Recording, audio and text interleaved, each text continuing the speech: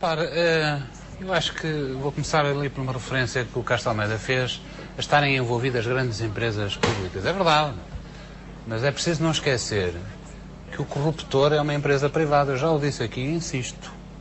E fazer um agravamento, se quiserem, pelo facto de serem empresas públicas deve ser feito, mas deve ser feito no preciso, estrito limite em que deve fazê-lo, sem distinguir pessoas nem distinguir empresas. Olha, por exemplo, eu vou deitar mais uma acha para a fogueira. Eu hoje, toda a gente sabe certamente, houve um jantar, um almoço em homenagem à Ana Paula Vitorino, ex-secretária de Estado dos Transportes, em que o jantar foi pago pelas pessoas que se juntaram voluntariamente. Eu julgava que era às custas dos próprios, mas à custa de quem? À custa de todos nós, porque quem pagou os almoços e os jantares foram os cartões das empresas.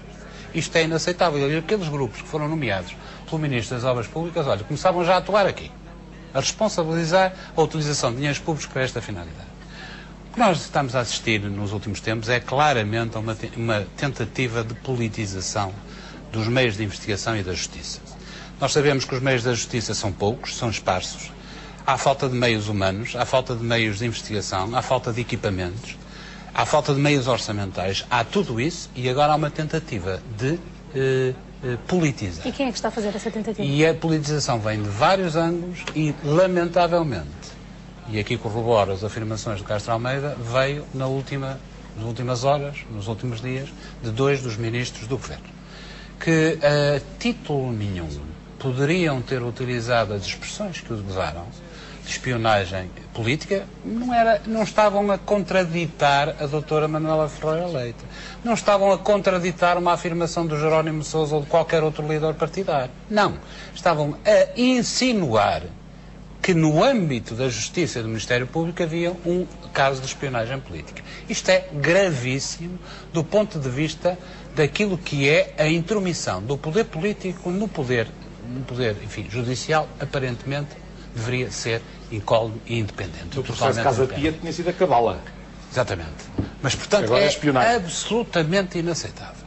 E, portanto, eu creio que é importante que nós verberemos e que o silêncio do Ministro da Economia percebe-se porque ele deve já hoje estar muito arrependido daquilo que disse. E devia ter sido chamado à pedra designadamente pelo Primeiro-Ministro, que devia o ter desautorizado as expressões usadas sobre o Ministério Público. É verdade, deixe-me passar para um outro aspecto que considero também muito importante. É verdade que todos temos dúvidas sobre a legalidade das escutas que envolvem o Primeiro-Ministro. E quem tem que decidir sobre isso deve decidir de uma forma clara. E deve decidir de uma forma clara e rápida. E aqui cometeu o primeiro erro. Andam há muito tempo por decidir e não decidir.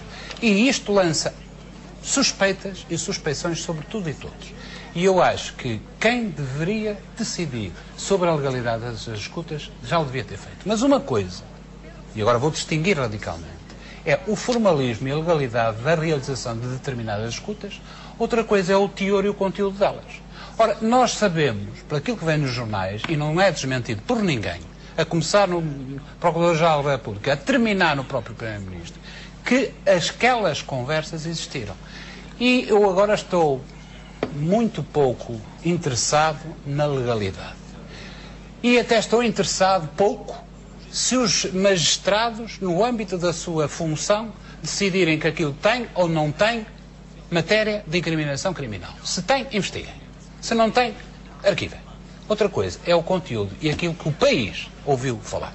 E isto é que tem que ser explicado politicamente. Temos aqui um nível político, um nível das afirmações. E o Sr. Primeiro-Ministro, sobre o negócio da TVI, ou clarifica, e clarifica demonstrando que não mentiu, ou passa por ter faltado à verdade, para utilizar uma expressão simpática, ao Parlamento, o que é grave do ponto de vista político, dizendo que não sabia aquilo que aparentemente sabia há meses atrás. E se é oficial ou não é oficial o conhecimento que o Primeiro-Ministro tem, para mim, do ponto de vista político, é absolutamente irrelevante. Porque, de facto, ele não caracterizou, ele não adjetivou no debate quinzenal onde disse isto, que se era uma informação oficial ou era não oficial. Se tivesse dito que era uma informação oficial, pode ter a certeza que saltariam imediatamente 6 ou 7 deputados a perguntar-lhe se era oficial o que ele queria dizer ou se não sabia informalmente do negócio. E ninguém o fez, foi porque ele não disse oficial. Vai dormir mal de noite. É que acaba aqui de dizer que o Primeiro-Ministro leu em março de 2009 nos jornais notícias que nunca saíram em março, só saíram em junho. Isto é o que o senhor acaba de dizer. E isto, de facto, é inventado, deputado Gelela, é inventado.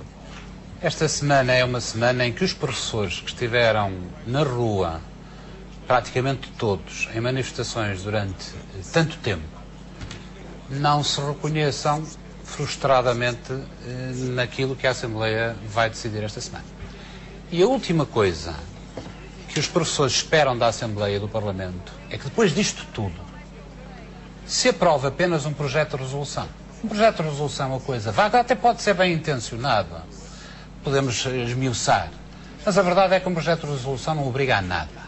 É zero do ponto de vista político e o Governo pode deitá-lo no dia seguinte ao caixote de lixo que não há nada constitucionalmente que o penalize. E, portanto, a alternativa é entre isto, que não é nada, e uma solução que seja aquela que consensualmente foi defendida por todos os partidos nos últimos tempos. E é isto que as pessoas esperam. Sinais claros de decisão sobre o problema que os apoquentou e que os indignou durante estes anos todos. Mas nós sabemos. Não diz, mas nós já sabemos. Quer dizer, quanto ao erro do déficit é normal. Nós, por acaso, nós, Grupo Parlamentar do PCP, em junho, estimamos à volta de 7% o déficit. Mas nós estamos muito pouco preocupados com o déficit, porque já sabemos como é que ele vai ser resolvido, Castro Almeida. É que antes da crise internacional, quem apertava o cinto era o país, no seu desenvolvimento, e os trabalhadores e a maioria da população que trabalha. Durante a crise, foi o país e as mesmas pessoas. E depois da crise, voltam a falar na obsessão orçamental, retomam a obsessão orçamental com o mesmo objetivo. Pôr o país a reboque e em divergência com a União Europeia, pôr os trabalhadores e a maior parte das pessoas que trabalham por conta de outrem a pagar também, novamente, depois da crise, a pagar a contração e a eliminação do déficit. E esta é a forma com que o Ministro das Finanças, para surpresa sua, parece que não sabe, já sabe que é assim, estava a disfarçar, vai atacar o problema do déficit. Esgotou, João Almeida? Bom,